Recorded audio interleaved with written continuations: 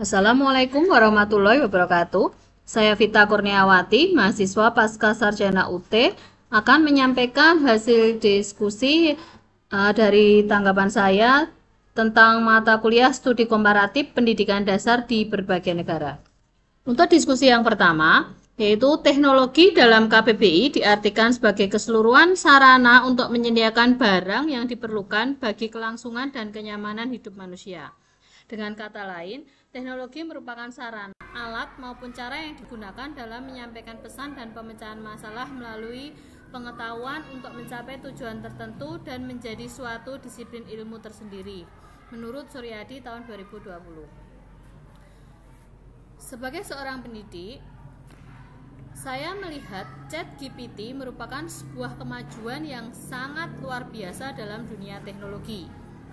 Pengembangan ChatGPT adalah hasil dari penelitian dan kemajuan selama bertahun-tahun kecerdasan buatan Artificial Intelligence atau AI dan pemrosesan bahasa alami Natural Language Processing atau NLP. Semuanya dimulai dengan pengenalan literasi pertama dari GPT, model oleh OpenAI pada tahun 2018. Selama bertahun-tahun, OpenAI terus menyempurnakan dan memperluas kemampuan model. ChatGPT didasarkan pada arsitektur GPT-4 yang merupakan lompatan signifikan dalam pemahaman dan generasi bahasa AI. Meskipun kemampuannya canggih, ChatGPT memiliki beberapa batasan dan etis kekhawatiran bahwa pengguna harus menyadari antara lain akurasi. Sementara ChatGPT dapat menghasilkan teks mirip manusia, kadang-kadang dapat menghasilkan tanggapan yang tidak akurat atau masuk akal.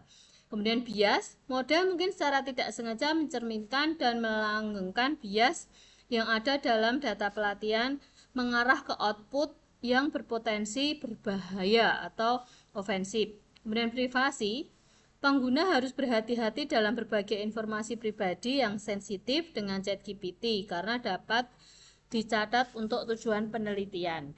Kemudian penyalahgunaan, teknologi dapat disalahgunakan untuk menghasilkan berita palsu atau konten yang berbahaya. Memahami kemampuan keterbatasan dan implikasi etis dari ChatGPT adalah penting bagi pengguna yang terlibat dengan teknologi secara bertanggung jawab dan mendapatkan informasi keputusan saat penggunaannya untuk berbagai aplikasi. Dalam kaitannya di dunia pendidikan, penggunaan AI seperti ChatGPT dapat memiliki beberapa kelebihan dan kekurangan dalam proses pembelajaran. Kelebihannya, yang pertama, penyelesaian masalah yang cepat dengan kemampuan ChatGPT dapat menemukan solusi dan menjawab pertanyaan dengan cepat. Maka proses belajar siswa dapat berjalan dengan lebih efisien dan cepat. Yang kedua, kemampuan personalisasi. Dalam proses pembelajaran, setiap siswa memiliki kebutuhan yang berbeda. Penggunaan AI dapat membantu mengidentifikasi kebutuhan siswa secara personal dan memberikan rekomendasi atau materi pelajaran yang sesuai dengan kebutuhan mereka. Kemudian yang ketiga, memudahkan akses ke informasi. Dalam era digital saat ini, informasi yang dibutuhkan untuk pembelajaran dapat diakses dengan mudah melalui internet. ChatGPT dapat membantu siswa untuk menemukan informasi yang mereka butuhkan dengan cepat dan mudah. Namun, ada juga kekurangan dari AI itu sendiri. Yang pertama, ketergantungan pada teknologi. Penggunaan AI dalam pembelajaran dapat membuat siswa terlalu tergantung pada teknologi, sehingga teknologi tersebut bermasalah atau tidak dapat digunakan, maka proses pembelajaran dapat terhambat. Yang kedua, kurangnya interaksi sosial. Pembelajaran yang hanya melibatkan teknologi dapat membuat siswa kehilangan interaksi sosial dengan guru dan teman-teman mereka. Hal ini dapat mempengaruhi kemampuan mereka dalam berkomunikasi dan bekerja sama dengan orang lain di luar lingkungan teknologi. Kemudian yang ketiga, potensi kekeliruan.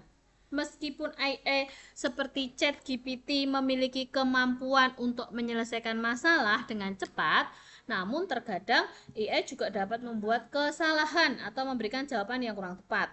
Hal ini dapat memengaruhi pemahaman siswa terhadap materi yang dipelajari.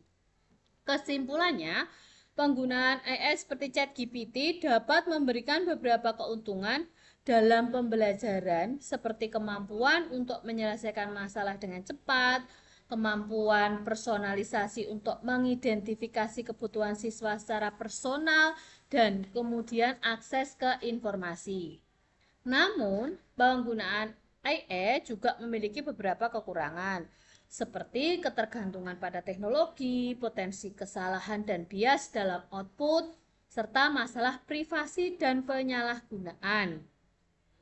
Oleh karena itu, penggunaan AI dalam pembelajaran harus dilakukan dengan hati-hati dan bertanggung jawab, serta diimbangi dengan peran guru sebagai fasilitator dan motivator dalam pembelajaran.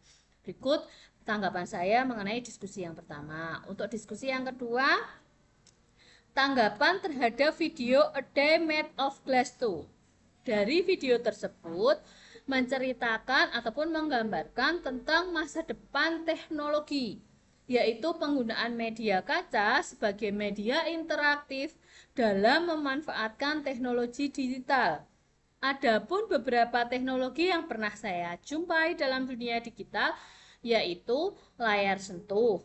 Dalam kehidupan sehari-hari, penggunaan layar sentuh tidak asing lagi tentunya bagi kita. Hal ini banyak digunakan seperti dalam penggunaan HP, tablet, ataupun smart TV yang sekarang sudah banyak di kalangan masyarakat. Kemudian, augmented reality atau IR yang biasa digunakan dalam pembelajaran interaktif seperti penggunaan alat peraga 3 dimensi. Dan Internet of Things. Hal ini saya jumpai dalam absensi di sekolah yang beberapa sekolah menggunakannya. Persiapan yang saya lakukan sebagai pendidik atau guru dalam menghadapi perkembangan teknologi yaitu mengasah kemampuan diri untuk terus belajar dan belajar, terutama tentang teknologi yang baru bermunculan sekarang ini. Kemudian menggunakan teknologi dalam pembelajaran sehari-hari di kelas, memberikan pembelajaran teknologi secara bertahap kepada siswa, terus mengikuti perkembangan teknologi dengan tidak melupakan tata krama dan norma yang sudah dianut selama ini, sehingga dapat menyaring mana yang bermanfaat dan mana yang berdampak negatif terhadap kita maupun lingkungan. Berikut tanggapan saya tentang diskusi 5 mata kuliah studi komparatif. Terima kasih. Wassalamualaikum warahmatullahi wabarakatuh.